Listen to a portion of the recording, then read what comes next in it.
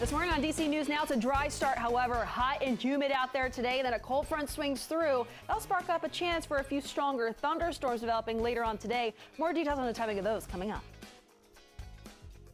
We've been making some progress in this case. Breaking now, a key clue. What DC police are looking at in the hopes of catching whoever shot a Commanders player. Well, searching for solutions, the question a congresswoman has after snow-related traffic backups in the DMV. And for sale, just how much you'll have to pay for a private island in Northern Virginia. But first, you're waking up to a DMV first warn day this morning. Hot weather, thick humidity, and intense storms could impact your afternoon. The DC News Now weather team tracking the timing of the storms potentially heading our way.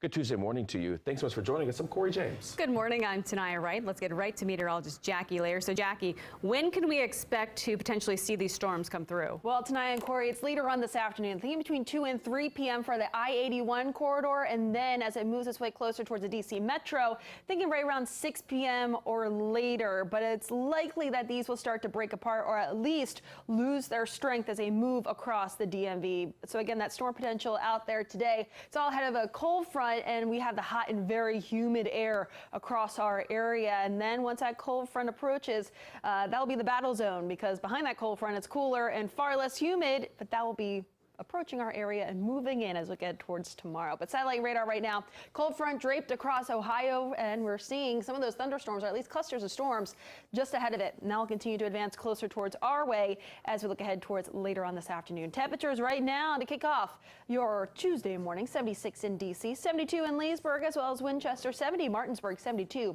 right now in Fredericksburg. Dew points, those are upper 60s to low 70s. That's still part of that soupy air mass that we've been dealing with over the last several days. Thankfully, relief is on the way, but ahead of that relief, we still have to get through some of these stronger thunderstorms. So as I mentioned, the timing looks to be between 2 and 3 p.m.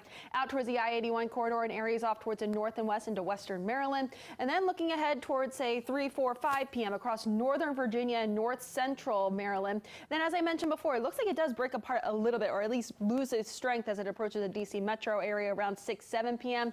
And then it starts to move out, and we'll see just a few lingering showers here and there by about 9 p.m.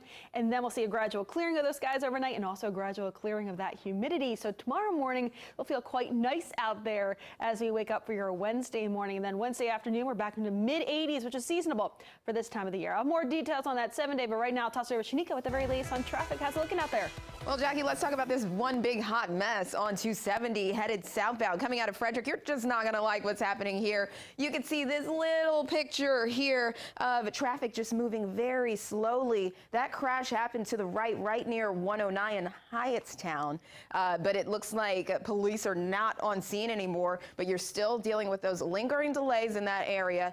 Do be careful, and I would avoid 270 right now if I were you. So over to Accokeek, we were talking about a crash near Indian Head Highway, right near Farmington Road. It looks like that is all gone and a thing of the past. And then the rest of our area, we still got a lot going on. Our major roads like the Southeast-Southwest Freeway is still moving pretty slowly. We have this crash right near the 3rd Street Tunnel, causing some issues. If you're headed out to work or school, just give yourself a little bit more time, especially if you're taking those major roadways out there. All right, over to you guys.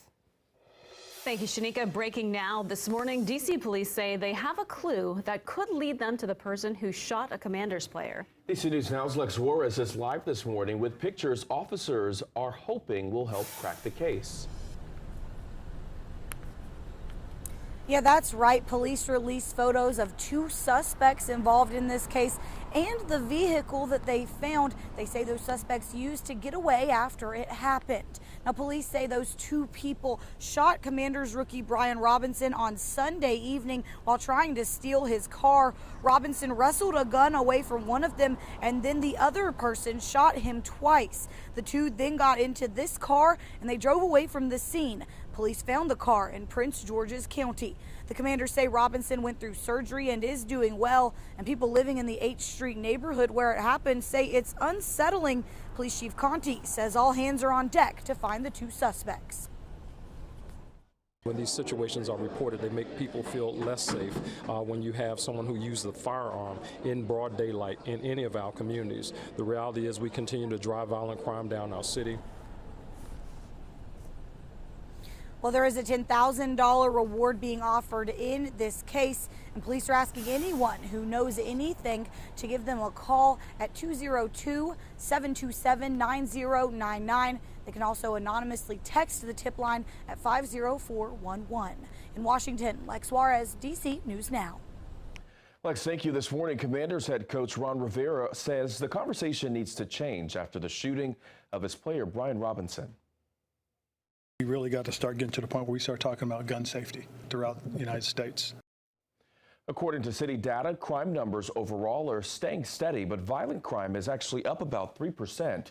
They also say with 1,400 reported robberies so far this year, that's up 17% compared to the same time last year.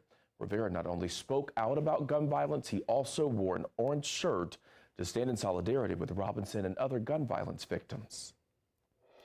Breaking now, 4 people are without a home after a late-night fire in Prince George's County. This is video right here from our contributor Larry Calhoun of DC Real-Time News. You can see just how intense those flames were. A firefighter was injured but is expected to be okay. The cause of that fire remains under investigation this morning. And developing now, a new report estimates that the U.S. could see hundreds of thousands of jobs return from overseas this year. Now, this is a trend called reshoring, and the White House wants to see more of it. Our correspondent Trevor Shirley is live now this morning with more on this. Trevor, good morning. Hey there, good morning. This is certainly good news for the U.S. economy and U.S. workers, but some U.S. companies are finding that they're up against a bit of a learning curve as they try to bring these jobs back to the United States. Now, this report was put out this week by the Reshoring Initiative. That's an organization focused on bringing manufacturing jobs back to the U.S. This year's report estimates as many as 350,000 manufacturing jobs could return to the U.S. this year. That would be a new high and a trend companies have been seeing over the past decade. However, companies are finding that not enough American workers are trained to work in manufacturing.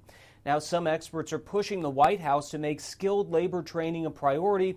They argue without a workforce knowledgeable in technical manufacturing, those jobs may come back from overseas, but then go unfilled. Everybody wants to go to university and study sociology or philosophy or something, and often not getting a job in that field, while we have hundreds of thousands or 1 million job openings for people with skills in manufacturing.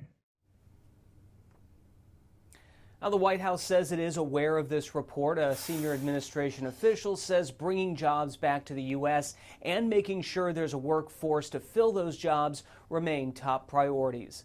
That's the latest here on Capitol Hill. We'll send it back to you guys.